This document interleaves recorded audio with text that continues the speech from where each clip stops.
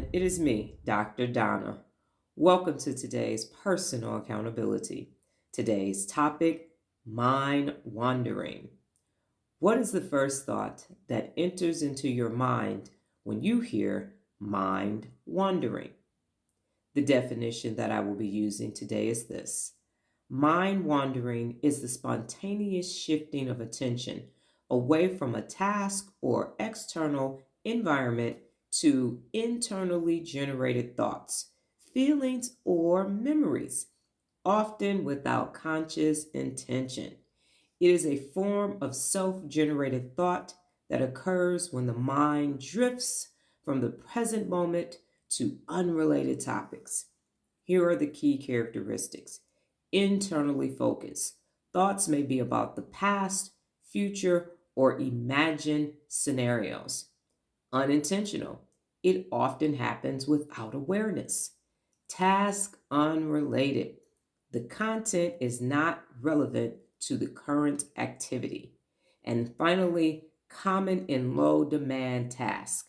More likely to occur when doing something repetitive or boring. Now, the neuroscience insights is that mind wandering is associated with activation of your default mode network and a brain network that includes the following areas: the medial prefrontal cortex, the posterior cingulate cortex, the angular gyrus, and the hippocampus. These regions are involved in self-referential thinking, memory, and future planning. And so what happens is you have these regions that are involved in that, but it is for things that you're not thinking about currently in the task. So let me explain it like this. You're washing dishes or putting the dishes in the dishwasher, and the next thing you know, you're thinking about something that happened in the fifth grade.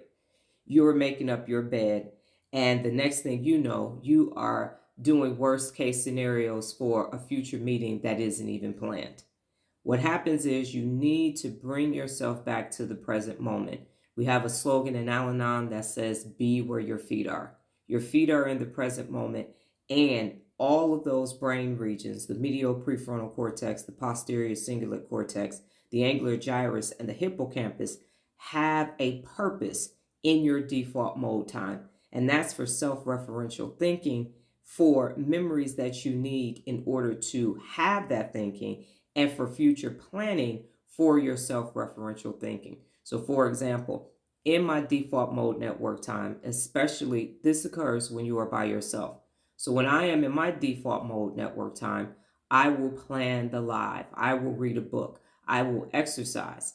And I'm using my thinking to say, well, what happened yesterday on the live? How do I want to improve the live? What happened 3 weeks ago? What happened in October? What can I take from a live from 300 days ago and make today's live better? That's what the default mode network time is for. So when you find yourself alone with yourself and your mind starts to wander, bring it back to the task that you're doing with yourself. Be where your feet are. Because if you don't do that, now you're thinking about what happened in 1972. And that's no bueno for you. So the time for yourself by yourself is necessary, but use those regions of the brain for self-referential thinking, for the memory you're accessing to improve what's actually going to take place in the future. No more mind wandering. If all you do is bring yourself back and say, I am here in the present, I'm washing the dishes, I'm making up my bed, I'm taking a shower. Stay in the present moment and focus on what's happening now. And what you'll do is train that mind wandering neural pathway to be pruned, and you will increase and strengthen your self-referential thinking, your memory, and your future planning.